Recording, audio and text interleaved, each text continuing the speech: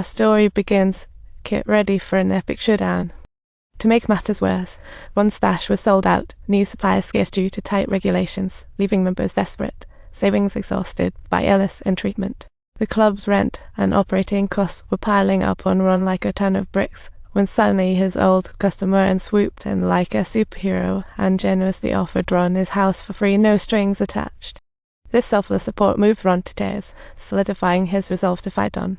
He realized he wasn't alone. There was a whole invisible cheering squad rooting for him from the sidelines. Meanwhile, to save the club, Letty made a tough choice, slipped back into his old menswear, and bravely set out to reconnect with his long-estranged father. Even though Dad was not a fan of Letty's sexual orientation, seeing his son skinny as a rail from the HIV at his heart aching like a bad breakup. Some bonds just can't be severed. In the end, Dad came through and handed Letty some cash, which he brought back to the club to save Ron's bacon just in the nick of time. However, Ron doubted the source of the money, staring at Letty like a detective with concern. Due to his prolonged failure to take his medication regularly, Letty's health condition had deteriorated rapidly, and Ron was frantically rushing around like an anxious ant on a hot pan, searching desperately for the necessary medications. But the prescription became the biggest hurdle. Without a doctor's approval, they couldn't legally obtain meds.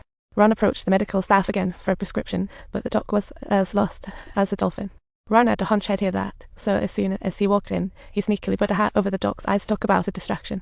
Seizing the opportunity, Ron swiped a few prescription forms off the table like a quick-fingered thief, and off to Mexico he raced, clutching their precious life. But while Ron was racing to find medicine, Letty's condition took a nosedive, with his body weakening faster than a wilted flower because of the drug shortage, and the disease relentlessly devouring his latest boyfriend. Unable to watch him suffer more, took him to the hospital. Before leaving, Letty glanced back, eyes brimming with tears of nostalgia. Meanwhile, Dr. Matthew had a breakthrough in his experiments, discovering that the fuzzy little bug secretes a special protective liquid during hatching. This stuff not only fights viruses, but has zero side effects. Talk about a win-win.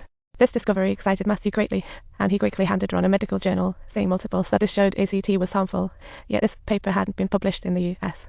Just then, the flamboyant bug's greenhouse lights flickered to life, seemingly guiding Ron into this mysterious realm.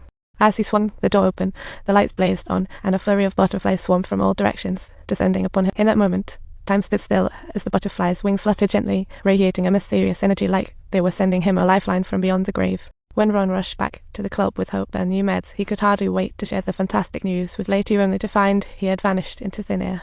An inexplicable wave of anxiety washed over him. He searched high and low, but couldn't find the comrade head fought alongside until he learned that Letty had been whisked away to the... However, the hospital treatment became the final straw that broke Letty's back.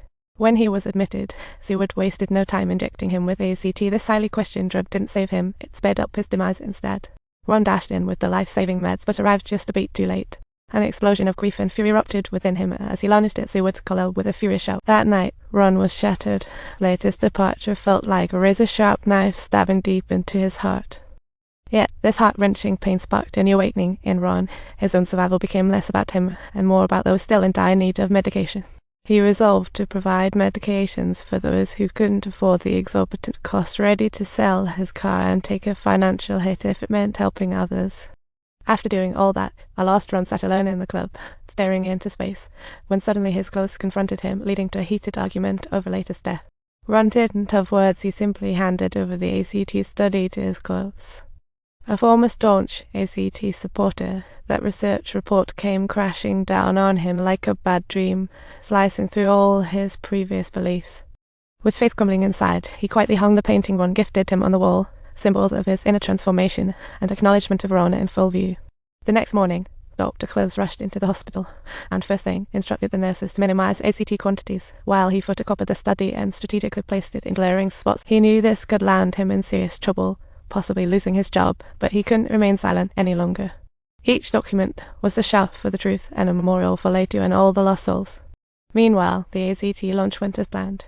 Ron barged in with a bottle, ignoring his frailty, ready to fight publicly.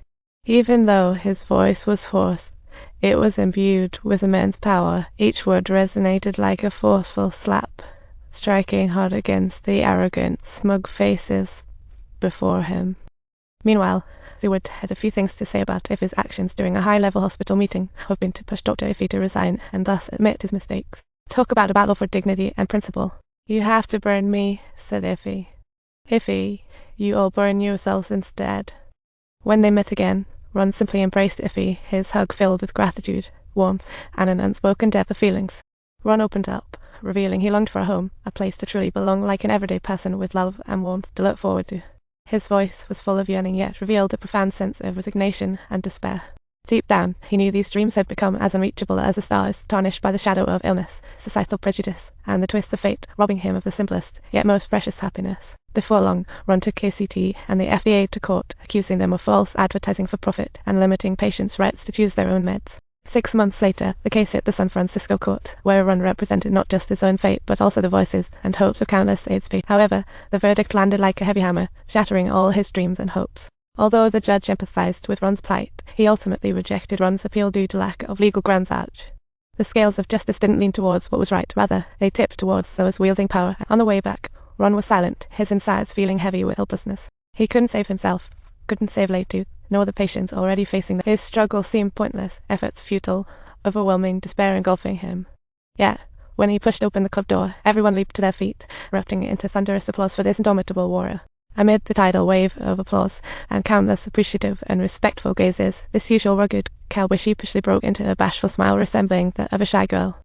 Although Ron lost that lawsuit, he emerged as a hero in their hearts.